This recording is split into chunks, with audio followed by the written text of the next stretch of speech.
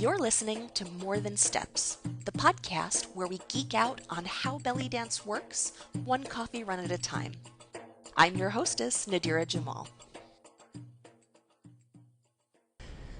Do you ever feel uninspired, but when you try to make your dance more interesting, you just end up throwing in everything but the kitchen sink?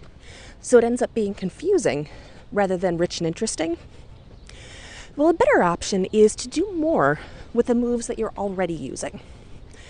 And one way to do that is by adding dimension. Now, this is a concept that I learned from my teacher, Amira Jamal. And dimension is all of the different ways that we have to vary a move and take it from being flat to being three-dimensional. So how do we do that? Well, there are a lot of options, but I like to organize them into 5 categories: space, shape, time, energy, and embellishment.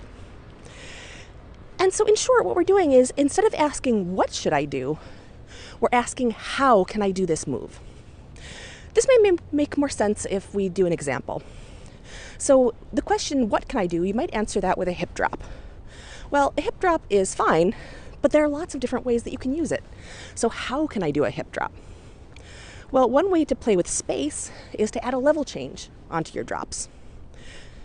To vary it with shape, you might alternate doing straight up and down hip drops that trace a straight line versus arcing to drop to the front and back, which creates a curved line.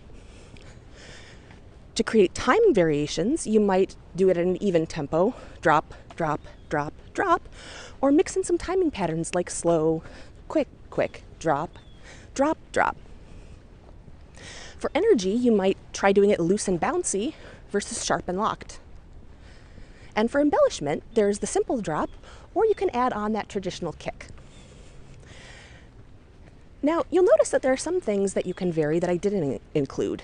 Things like intention, expression, musicality, gesture, or cultural references. And those things absolutely matter too, but I think of those as the why, not the how. So we'll talk about those another time. So why is dimension worthwhile? Well, dimension makes your dance interesting without adding more stuff. Too much stuff makes your dancing confusing, not captivating. Dimension is a way to add texture and nuance to your dancing. It's the difference between trying to paint with just red, yellow, and blue versus having a whole palette from pale pink to maroon to crimson, lemon yellow, gold, rich ochre, sky blue, electric blue, and rich navy. Also, dimension can make your dancing more traditional. A very common theme in Middle Eastern arts is to repeat the same motif over and over again with different variations. Now, you'll see this in the Golden Era dancers. If you look closely, you'll notice that they don't use a lot of moves. They pick just a few and really milk them for all they're worth. You'll also hear this in the music. If you ever listen to a full-length version of one of Kulthum's songs, those ones that go on for 45 minutes or an hour, and you check those against the lyrics, you'll realize that she's repeating one line over and over again with different intonations and different stress, different melodic embellishments.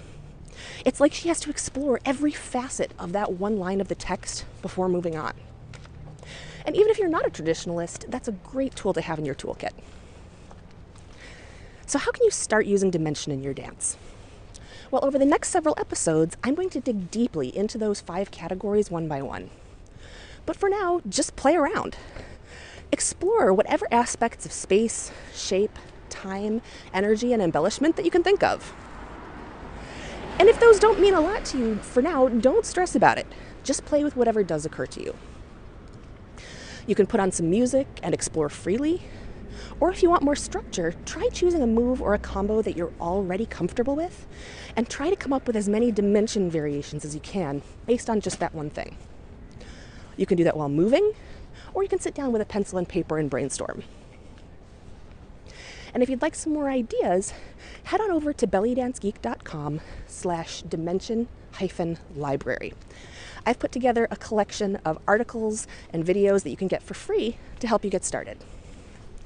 And if you like what you're hearing, please leave us a review on iTunes.